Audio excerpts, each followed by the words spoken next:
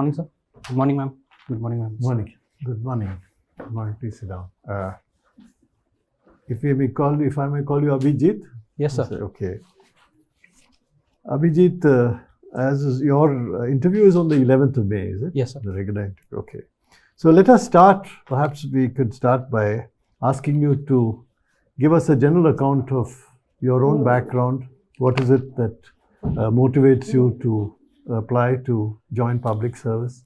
What are the key inspirational ideas or individuals who have motivated you to this particular decision? And I also would like you, I understand you write reflective poetry. Sir. I want to know what reflective poetry is in terms of what, is it metaphysical poetry or is it so it's a poem that comes out of feelings, basically of things around. For example, I've written on Sachin Tendulkar's retirement or the COVID second wave, or very recently I wrote on the civil services, on the civil service day. But why is it different from any other kind of poetry?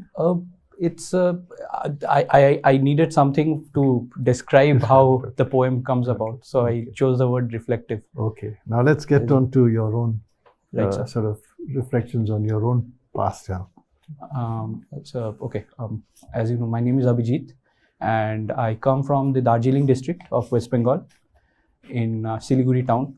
So I have done my bachelor's in electronics from Delhi Technological University, and then I have worked as a firmware engineer in Texas Instruments in Bangalore. And since then I have been preparing for the civil services. And so you asked me my inspiration and why I want to join the services. It's primarily the diversity and the opportunity to work on challenging problems that impale our society and the leadership roles that come with it. And so you also asked me about who are the people who inspire me. I am particularly inspired by the work of Mr. Anil Swarup, who was our coal secretary, and the innovation that he brought into the system. So I had the privilege of reading his book, Ethical Dilemmas of a Civil Servant. And that was really inspiring to me. So I would say that he is the inspiration. You were mentoring student teams in Texas. What kind of mentoring job was that? So it was over and above my official duties as an engineer. It was a voluntary work. So there is a competition called Texas Instruments Innovation Challenge, where college students apply and make innovative products. We were participants of that while we were in college. And when we came to TI, we thought that it's a good way to link to students.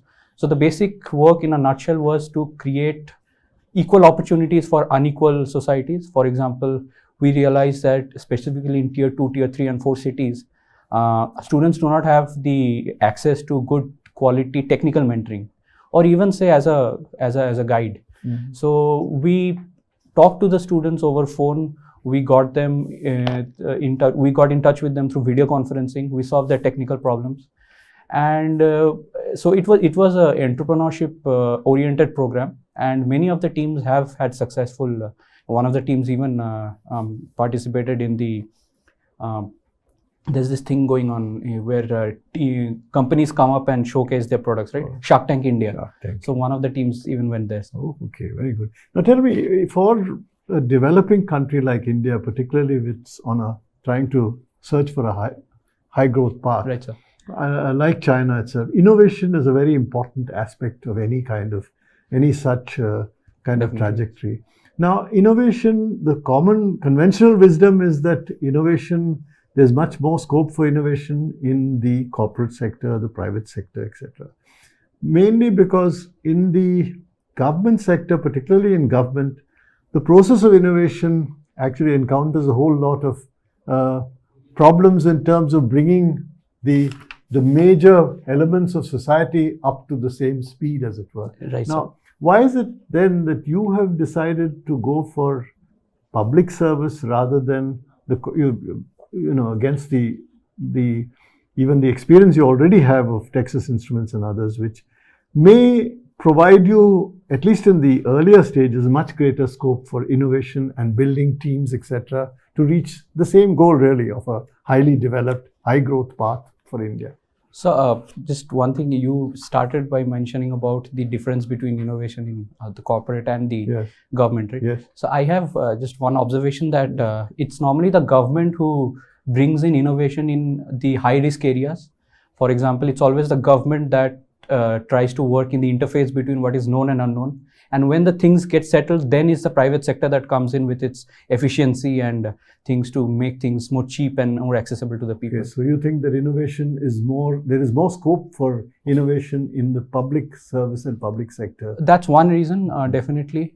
In areas which are emerging, where there is high risk, because the private sector, as it were, is we can say it's more risk averse. It wants to get efficiency and reach a lot of people and ensure their commercial success. But it's the government that de-risks it, as it were. It's interesting that you say that, because the conventional wisdom again across the world is that it's private, it's enterprise which provides high risk and high reward also in the process. But the government is generally seen as low risk and risk averse. Bureaucrats are generally seen as risk. You are actually making a counterintuitive argument. Which are the areas you think that? Let's say space, sir. Yeah. ISRO came up and has been doing a wonderful job. And then now we are talking about antrics and more commercial. Even if you see NASA, they worked in, like I was mentioning, the interface between what is known and unknown. And then came in the private sector with SpaceX and Jeff Bezos' company. Okay. So that's what comes to my mind. That is you're talking in the strategic sectors, basically. Yes, sir. You're not talking in terms of the business sectors of normal. Not really. Okay. I was talking about the strategy. Okay. Now tell me, in the more business, I say in pharmaceuticals and things like that, in health areas, in consumer products, etc., in developmental, and even in industry, in manufacturing, what is the scope for innovation which a bureaucrat can encourage? So let's say the pharmaceutical sector that you mentioned. There is need for high volume, low cost medicines. The government is also trying that with the Jan Aushadhi Pariyojana. As a bureaucrat, there is need to frame policies where the doctors, and this is what my father also says, he is a doctor, he says that the doctors are averse to prescribing medicines which are of the generic medicines, because they want to sell branded medicines. And the primary reason for that is lack of awareness among the people. It's the same medicines which are getting manufactured. India is one of the biggest manufacturers, but it's not reaching down to the people. So innovation can be brought in creating awareness, giving good marketing strategy to such phenomena, and then we can reach a lot of people. So very interesting. So you're talking about this kind of innovation, which is basically using your imagination in order to be able to break through traditional stereotypes, etc., at a say local level, at a grassroots level. Now here there is an additional factor, and that is, you are working at a field with the political, with Panchayati Raj institutions, etc. How do you see any prospect of any kind of tension, any kind of difficulty in the way in which you function, the permanent civil service with the political? This comes down to the conflict between bureaucratic attitude and democratic attitude. Yes. But sir, I see that, success is desired by both parties. Even politicians want success, and even bureaucrats want success. I think a smart bureaucrat, a creative bureaucrat would try to bring the politician, his political leadership, to the same page by conversation and using his emotional intelligence, trying to impress upon him or her that we both are trying to say the same thing in different languages. Okay. I think that would be a good. And therefore, from that point of view, what would you say are the major qualities that a young civil servant should have in the? So, based on the conversation, the first thing that comes to my mind is positive attitude, because there is a lot of chance to lose hope, but positive attitude helps. Empathy, I would say, because we have to reach to the lower level people. Leadership qualities, man management qualities, because we need to understand that nobody wants to be surprised in today's world, and it's sort of not a good thing to do something unexpected. So man management is very important. That's what I learned in Texas Instruments as an engineer as well, because I had to work across different countries in different time zones. Creativity, because our country needs innovations. There is stagnation in terms of the way we do things. People are not people are averse to adopting new ideas. Yes. So a good creative leader is required to inspire people. These are the things that come to my mind. Thank you. Thank you, sir. Good afternoon, sir. Yeah, Abhijit. Let's move on from these aspects to agriculture sector. You know, there is a mission. Mission is to doubling of farmers' income. Yes. I'll not get into the timelines because that is not too relevant. The basic objective of the mission is doubling of the farmers' income. So, if you are a policy maker, how would you go about this issue? I mean, what would be your priority areas? So, in the long term, the priority area would be creating more. Let's not make it long term, but Okay. let's keep a realistic, because long term becomes a bit hypothetical. Can you take a moment, sir?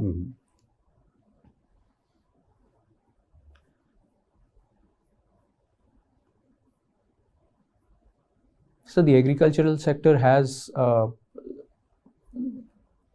stress in the sense that farmers are not being able to realize their their cost, their pricing, because when there is very high production, there is less cost, less price, and then when there is low production, there is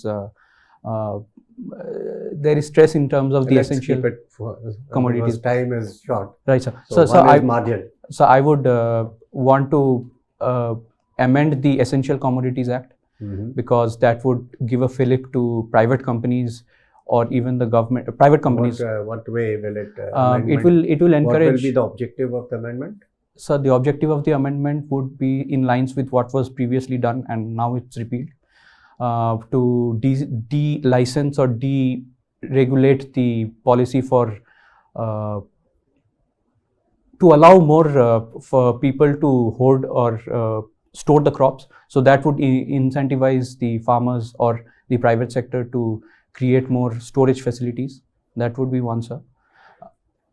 Because right now the prices of wheat is rising in different parts of the country, and it's because of lack of infrastructure in terms of storage that farmers are probably not able to realize the gains based on that. That would be one aspect, sir. Sir, I would also focus on the micro irrigation facilities, because water stress is something that's looming large in our agricultural sector. And sir, for the marketing, I would try to move away from the APMC Act and move towards what was already there in the model APLM Act, which sort of moves away from the different the sectorization of the markets in the states, sir. That's vaguely I have a recollection. Sectorization of the market. I'm sorry, sir, for lack of better word, I'm not able to recall what was. No, that's why I'm not saying anything. I'm just listening. Sorry, sir. Yes, sir. It was okay. You use the word store and you use the word hoard at the same time. As a district magistrate, what is your obligation to the common man? So the obligation to the common man is to ensure that he gets the right price for the crops, and the common man also includes the farmers. So there is no unfair market practice. The EC Act is a very, very strategic weapon in the hands of the Deputy Commissioner and the DM to ensure that essential, that's why it's known as Essential Commodities Act. Right, sir. It's not talks about other commodities, that the essential commodities are made available to the common man at reasonable prices. Now, if you take away this power from the district magistrate, what power will he have?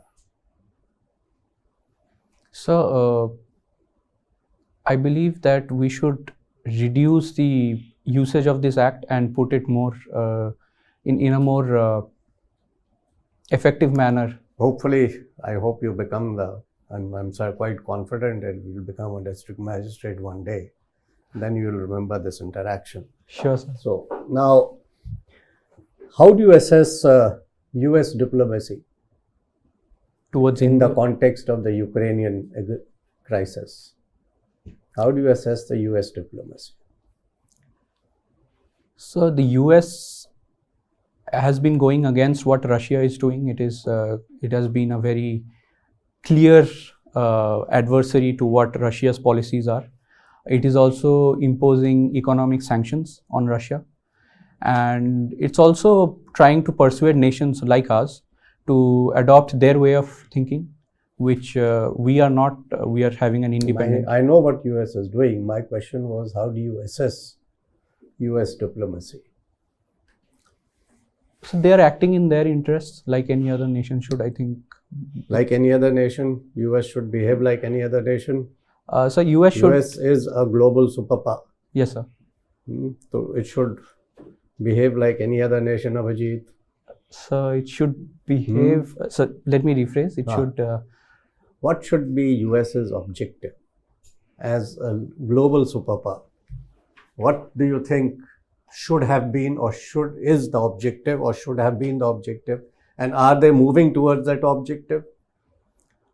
As a global superpower, they hold leverage over the ideology that goes around. So as a responsible superpower, they should dissuade both parties to come, persuade both parties to come to the table and dissuade. Is US working in that direction? Now I ask the question. Right, sir.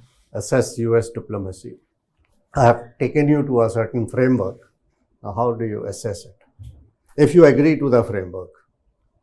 The framework being that both parties should come to the framework table. Being that peace is the basic objective. Stability and peace is the basic objective. As far as possible, try to have peace and stability. War is always the last resort. Right, sir. So and in this, it's pre-war and during war. I have given a hint. So during the war, first the pre-war comes. Right, sir. So pre-war, US is a very important part of NATO. So NATO had given assurance clearly that it would not extend eastwards, which it did. Did it give that assurance? Yes, Are you sure? So it was given to Did Gorbachev. it give it in the case of Ukraine? Not in the case of Ukraine, sir. That was the issue, no? Yes. So what else remains after Ukraine? After Ukraine, Russia starts. Right, sir. So the pre-war, so we can say that US has not been effective. Exactly. I mean, I'm just asking you. Yes, sir. I would think that US has not been effective in doing a pre-war de-escalation of issues. And so in the So one last question, yes, Abhijit. Sir. Yes, sir. Sanctions are self-defeating. How do you react to this statement?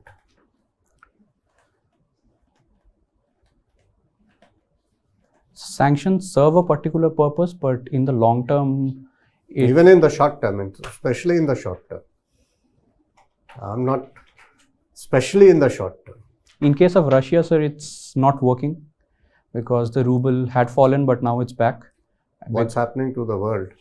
The prices are rising. Inflation is very high. Can we attribute it to the Ukrainian aggression? Definitely, sir.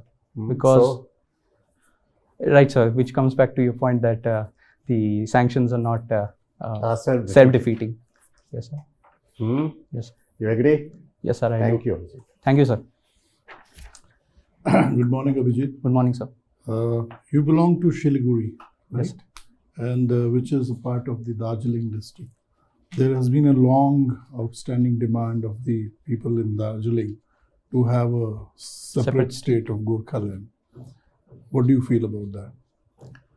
So, I've thought about this, and if you see this from a geographical perspective, that demand makes sense because it's a separate entity geographically. Culturally also it makes sense. But I don't think economically and administratively it makes sense, because administratively since 2011 there has been the Gorkha Territorial Administration, a separate autonomous sort of a body that has not been much effective, and a lot remains to be desired. And even financially, it's only tea and tourism that drive Darjeeling economy. And these two, it is said that is not enough to fill the government coffers to have a self-sustaining state. So I do not think that a state would be the right approach in this case, sir. Okay. The government is now pushing AYUSH, right? Your mother is a homeopathic doctor. What holds back the practitioners of AYUSH from going all out? Is it because of the primacy or supremacy of the allopathic doctors in the system of medicine, which is there? And if it is to be shattered, or if there has to be a way made, what measures should the government take for that? So one of the reasons why AYUSH is unable to catch up to the modern medicine is probably because people see it as a supplement rather than a separate line of medicine, line of curative medicine.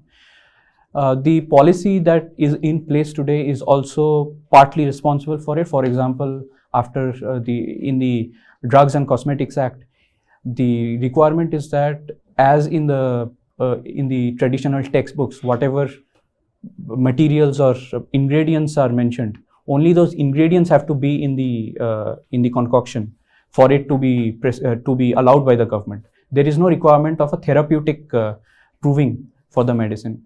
So trust building is one factor. And so to answer the second part of your question, what is required?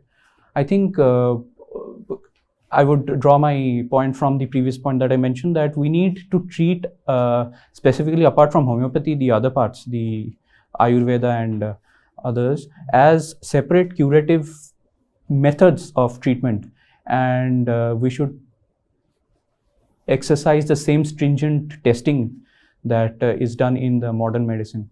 Today it is only seen as a nutraceutical sort of a medicine which is there in the counters of and there is no requirement for even a pharmacist to be present in the Ayurveda shops. So I think treating them at same par would bring about a better understanding in the minds of the people. What is the full form of the acronym AYUSH? Ayurveda, Yoga, Unani, Swarikpa, and I think it's S is for? Swarikpa, sir. Siddha. Siddha and Swarikpa, yes sir. Siddha and Swarikpa, yes sir. And H is for homeopathy. You built an autonomous underwater vehicle I did, in your college. I was part of a team. You're part of the team. So what do you think is the commercial utilization of this? There's a lot of commercial utilization, sir. Even the government is trying to bring in the deep ocean mission. So an autonomous underwater vehicle, where the unmanned basically, would go underwater and test or survey the ocean floor for polymetallic nodules. We recently got a license from the International Seabed Authority. So that would be one area. To explore the seabed for flora and fauna, which can be commercially utilized for medicines. For example, various kinds of seagrass are available at certain depths. So extraction of that and making medicines out of that is another commercial angle. These are the two things that I can think of right now, sir. Can there be a defense angle also? Can the Navy also use Yes, sir, definitely. In what ways? So for silent surveys to different parts of the India's EEZ, and because submarines make a certain amount of noise because of their propulsion systems. So that would be one aspect. So, and if we can attach missiles to that or some offense technology, that would be another aspect. Good. Thank you, sir. Have you heard of ICCR? Indian Council of Cultural Relations. Okay, what does it do? It tries to establish cultural relations with other countries, trying to capitalize on India's strong cultural heritage. In the recent past, what is the major task they have been able to do? Sir, I can't recall, sir. I did read about the it. Celebration of the International Yoga Day, which all the embassies yes, sir. have to do. Yes. ICCR actually looks after that. Okay. You have written that you love cycling, right? Right, sir. Which are the countries which have officially said that they have granted special permission for cycles and laid out tracks and they're encouraging, and they have been very successful? Netherlands, I would say definitely. Okay. Amsterdam has more than 40% of its traffic of cycling. Apart from that, I think it's UK who has, not very recently, but some years back, has passed a law about creating lanes in roads. I can't recall any. Given the present traffic and the roads in India, do you think cycling would be a safe bet for people? I would not go so far as to say that, sir. Okay. My last question is, what are the insecurities which Japan and Australia have with China? And that is why possibly one of the reasons they've joined Quad. So what are the insecurities these two countries have? I mean, China is not directly attacking them or, next to them like India, China. So China uses its naval supremacy to I would say establish its empire, so to speak, around the eastern part of their coast. Both Japan and Australia come in the eastern part of China, or northeast and southeast. So recently, Solomon Islands, China has been creating a base, and that's very near to Australia. So Australia is having jitters, and the basic reason is that Australia's autonomy or sovereignty may be threatened because of Chinese incursions into Solomon Islands or Chinese installments, which can give an opportunity for very quick offense in case push comes to shove. What would China do by attacking Australia? I mean, in case they have to, what would they gain out of that? China wants, among other things, to protect its sea lines of communication. Forgetting the name of the strait, the Malacca Strait is it accounts for more than, I think, 70% of China's sea trade. That's one very important, and it's an important choke point that China wants to have an alternative for. So they're building CPEC as well for that. So with respect to Japan, I can't recall the exact issue, sir, but it's related to Japan's insecurity with China's naval supremacy. But I can't recall the exact things. Thank you. Thank you, sir. Good morning, Abhijit. Good morning, sir. Abhijit, I see that you have not opted for any of the uniformed services. Right, sir. Any reason? Sir, I have flat feet, so I would not. Yes, ma'am. Flat feet, I guess. Yes, there is a view that we are witnessing an era of coercive federalism. Do you agree with that assertion?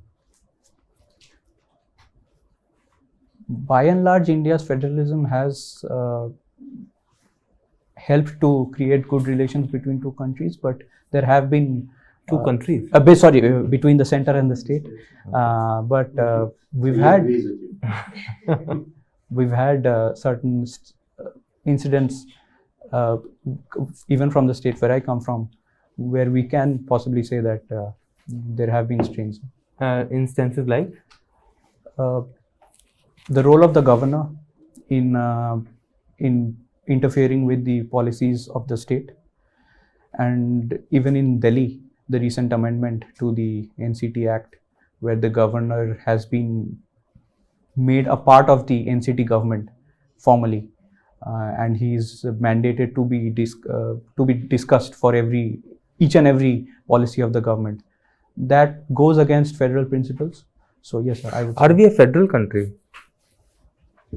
The relations between the center and the state is based on federal principles, sir, because there is a division of legislative and executive powers.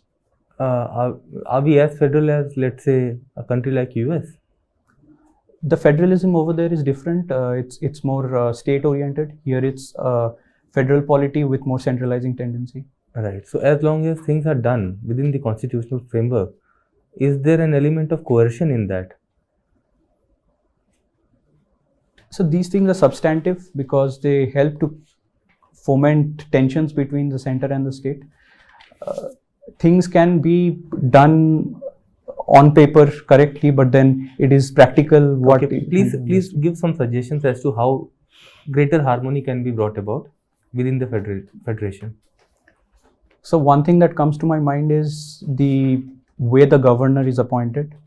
There have been commissions, Sarkaria as well as Punchi Commission, who have said that there should be a constitutional amendment where the chief minister is mandated to be discussed before appointing the governor. Okay. And then in relations to the imposition of Article 356. Any other recommendation with respect to appointment of governor?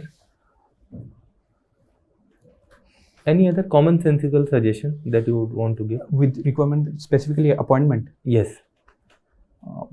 Sir, I can't recall. There was one more by the Sarkaria Commission. I'm not able to recall. That's all right. That's all right. Tell me, when the Britishers arrived in India, right, particularly on the eastern coast, Bengal was supposed to be the richest province in the entire region. Yes, sir. What was the reason?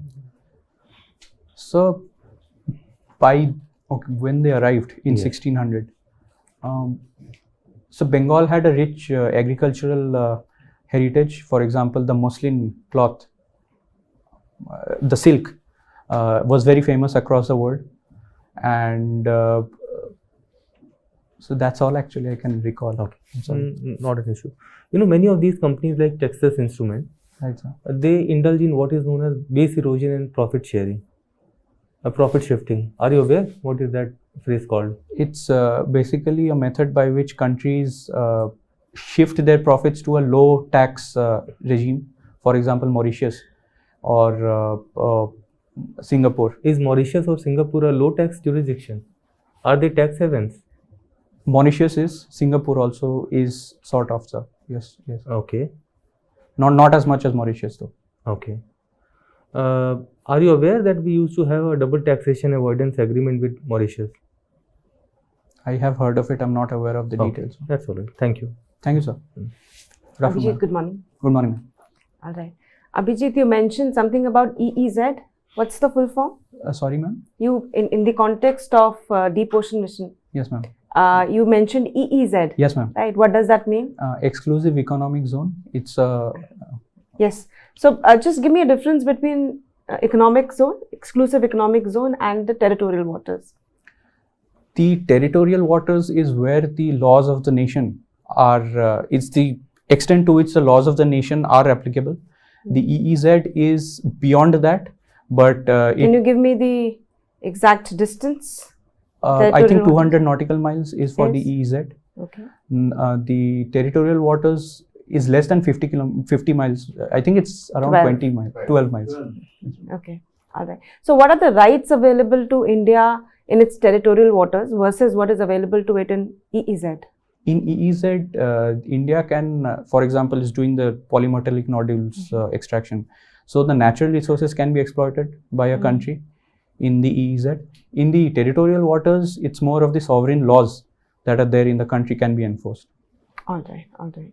And what is the associated international sort of framework that is available in context of this? It's the UNCLOS, ma'am. I'm not able to recall the full form. Laws of Seas, UN. Yes, All ma'am. right. Concerning the laws. All right. You mentioned that you had designed a navigator shoes that enhances safety of women. Yes, ma'am. What was that? It was a smart shoe. So as part of the competition that I was mentioning to Sir ICDC. So it had two features. One was three features, in fact. One was hands-free navigation. There was vibration motors in the shoe, which allowed you to pick a location where you wanted to go. And through vibrations, either in the left or right shoe, it told you whether to go left or right. That was the first thing. The second thing was the women's safety feature, where there was a panic button in the shoe. So you had to tap the shoe, like if it's the left and right, you tap it like this, and then a message through the phone is sent to your loved ones. Okay. And the third feature was there was an ultrasound sensor in the front of the shoe, which allowed the visually impaired people to walk about without the need of a walking stick. All right. All right. Okay. That was a great sort of invention. Thank you, My point is, when do you say that women is really safe? What is women's safety? Women's safety is a set of conditions where she is able to achieve her full potential. It includes anything and everything, actually. So could you give me some component parts as to what would form a safe environment or enhance women's safety? She has a very important role to play as in a home. So safety at home is one very important component. Safety while traveling from her home to the place of work. Job security would be another part of the safety of women. The fourth thing would be safety in the workplace. We have laws for that. And safety on the online platforms. These are the components that come to my mind now. All right, all right. Digital India Mission had some targets for electronic goods in terms of their imports. Do you recall them? I don't recall, ma'am. I'm sorry. Net zero imports for electronic goods? I've heard of the term. I can't place it with. How do you assess the Indian electronic goods market? It's primarily import based. Today we have very less capacity to manufacture, primarily because the network products that make up an electronic final marketed good is not being manufactured in our country. We are trying to move towards a more self-reliant sort of a What ecosystem. other challenges are there?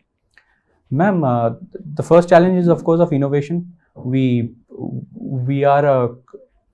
Our innovation is mostly imitative rather than disruptive. The second challenge would be lack of skilled manpower in terms of electronics engineers or let's say semiconductor manufacturing engineers. Third is infrastructure. We don't have manufacturing. Okay, my last question Yes, is, what is the difference between innovation and invention? Innovation is when a creative process is implemented practically. Invention is when something new way of doing something, a new way of solving a particular problem is found. Ma'am, that's what comes at the top of my head. I'm sorry, I don't have a So technical innovation would not involve any new way of thinking? It would involve implementation of that new way of thinking in practical terms. And Creativity is invention. what creates that new way of thinking. That's creativity. Right, ma'am. So innovation is different from invention. So you're saying invention is not an implementation? It is to create a proof of concept, I would say, not All right. the commercial or. Okay, thank you. Thank you, ma'am.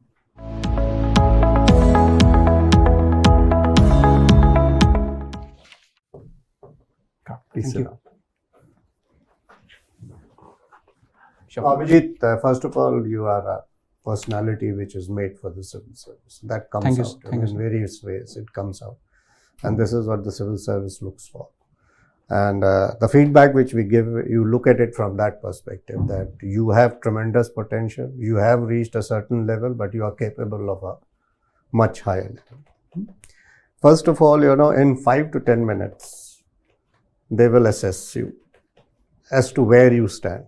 And then the difficulty level of the questions will change. You must have noticed that in your case, the difficulty levels were pretty high. You're getting the point? Yes, sir. What I mean by difficulty level is they will start testing your opinion questions Right. rather than go more into your DAF or your factual. You must have noticed that it moved to opinion questions. Yes. Because that's a good sign. Right. When the going gets tough, the tough gets going. But there your antenna should also be absolutely razor sharp. What is you are a thinking person, so you should structure out your answer. What they are looking for is not the right or wrong opinion. What they are looking for is the process of thinking. You're Right. getting the point? Yes, sir. Like I said, how do you assess US diplomacy? Now, structure. I took you to the answer also. I gave you the process. I even missed the keyword of how do you assess? Yes, sir. You started with what US has done. Yes, sir. Now, the question was assess. Assess. Yeah. And then I corrected you. I said, I know what US has done. Then you should structure. By structure, what should be the basic objective? Is it, in the case of US, only national interest? Though US is that way, but I am asking you as a thinking person outside US. You will try to rationalize US. But it's a global superpower. As a global superpower, what is the best interest? Peace. Did it do it pre-war? Give your opinion. If you are satisfied, back it up where it is. I am not saying that whatever it is, what we are looking for is your process of thinking. Approach, how you analyze it. Right. You may be justified in saying that US did enough as long as you can convince us of your arguments. You get the point?